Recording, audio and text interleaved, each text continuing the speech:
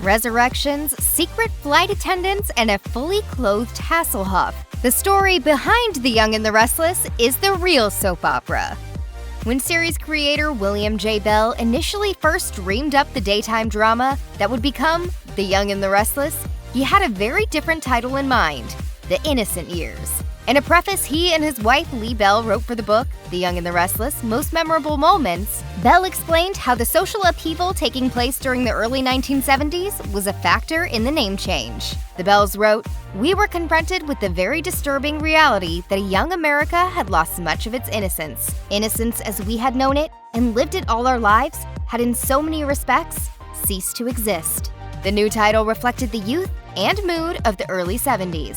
While it's difficult to know whether the show would have been a hit had it been called The Innocent Years, there's no denying its massive success over the decades under the name it eventually got. As fans of The Young and the Restless certainly know, the beloved soap is set in the fictional locale of Genoa City. As it turns out, there actually is a Genoa City located in Wisconsin, although the name is pretty much all it shares with its television counterpart. The name was not chosen at random. While brainstorming ideas for the series, Chicago-based spouses William and Lee Bell regularly drove from their home in the Windy City to Lake Geneva, Wisconsin. Along the way, they would pass by Genoa City and decided to set their new series there.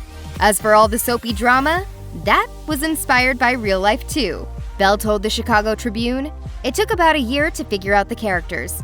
We read a story in the Chicago papers about two sisters in love with the same man, which was immediately interesting and curious." The list of actors who made early career appearances on Y&R and then went on to superstardom reads like a who's who of Hollywood. This is very cool. You really like it? Love it.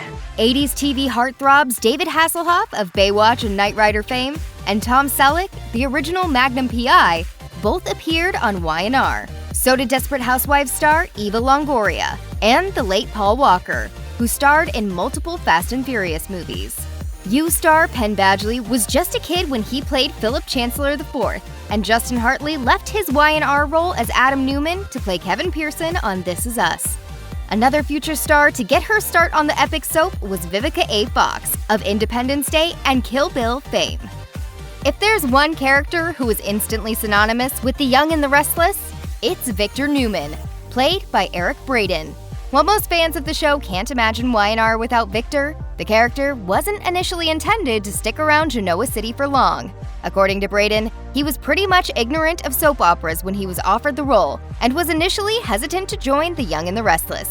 But while playing tennis with Dabney Coleman of 9 to 5 and War Games fame, Braeden got some timely encouragement. He told Soap Opera Digest, "Coleman said, 'Do it, you'll love it.'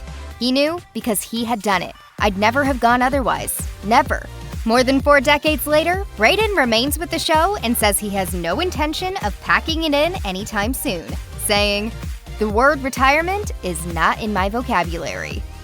While high-definition TV is a norm these days, The Young and the Restless made history as the first soap opera to broadcast in HD. As Soap Central reported, the switch to HD took place on June 27, 2001. Back then, it was seen as a bit of a fad, given that most American television viewers didn't have HD-compatible television sets and wouldn't see any difference in the picture quality. In their book, Worlds Without End, The Art and History of the Soap, the Museum of Television and Radio proclaimed, "Shadowy, sensuous lighting, intriguing camera angles, and Hollywood production values supplied a lavish romanticism that not only appealed to its female viewers, but also influenced the way other soaps were photographed." The book went on to credit The Young and the Restless and its open displays of sexuality for putting soaps on the steamy path to higher ratings. Early TV shows didn't even show married couples sharing a bed, so the passionate scenes that have always been a part of the long-running soap were definitely groundbreaking. It didn't hurt that Y&R came on the air during the sexual revolution of the 1970s, giving it room to grow along with viewers. The character of Sharon Newman has been a part of The Young and the Restless for almost 30 years. While Sharon Case has played the role since 1994, she wasn't the first actor in the part. In fact, she was the third. And not just the third actor cast, but also the third person to play Sharon within a single year. Monica Potter, who went on to future fame in the NBC drama Parenthood, told Craig Ferguson of her short stint on Y&R. I worked on Young and the Restless. I was fired because I was terrible. After Potter was let go, the role went to Heidi Mark, the former Playboy playmate and ex-wife of Motley Crue frontman Vince Neil. Mark, too, was shown the door after just 2 months, but did manage to make the site's list of Daytime's worst recasts of all time. Case was then cast, and she broke new ground when her character was revealed to have bipolar disorder. In an interview with Soap Opera Uncensored, she said, "Playing someone who is bipolar is very exhausting, but it worked out perfectly and explained all of Sharon's past behavior." The Young and the Restless may not have invented the soap opera feud, but the show certainly knew how to take the concept and run with it. In fact, the animosity between Katherine Chancellor and Jill Abbott, who has been played since 1987 by Jess Walton, has spanned decades, becoming the longest-running feud in soap history. Cooper addressed the character's ongoing feud in an interview with the Television Foundation, saying, "We'll never coexist peacefully. It's a love-hate situation. I mean, when somebody else has your husband's child, you can't very well say, 'Welcome into our home, dear.'" Yet this epic feud ended on a surprisingly sweet note.